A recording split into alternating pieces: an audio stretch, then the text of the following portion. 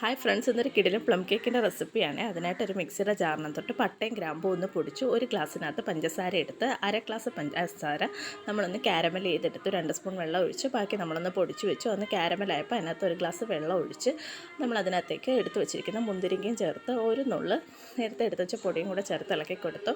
അതിനുശേഷം ഒരു അരിപ്പ എടുത്തതിന് ശേഷം അതിനകത്തോട്ട് ഒരു ഗ്ലാസ് മൈദാമാവും 1/2 ടീസ്പൂൺ ബേക്കിംഗ് സോഡയും ബേക്കിംഗ് പൗഡറും ഒരു നുള്ള് ഉപ്പും കൂടി ചേർത്ത് ഒന്ന് അരിച്ചെടുത്ത് വെച്ചു. എന്നിട്ടൊരു മിക്സിയുടെ ജാറിൽ 2 മുട്ടയും അര ഗ്ലാസ് സൺഫ്ലവർ ഓയിലും പിന്നെ നേരത്തെ പൊടിച്ച് വെച്ച പഞ്ചസാരയും കൂടെ ചേർത്ത് നല്ലതുപോലെ ഒരു 15 സെക്കൻഡ് അടിച്ചെടുത്തതിന് ശേഷം നമ്മൾ ആ എടുത്ത് വെച്ചിരിക്കുന്ന ബാറ്റർ ഒന്ന് തണുത്ത് അതിനകത്തോട്ട് ഒഴിച്ച് കൊടുക്കണം.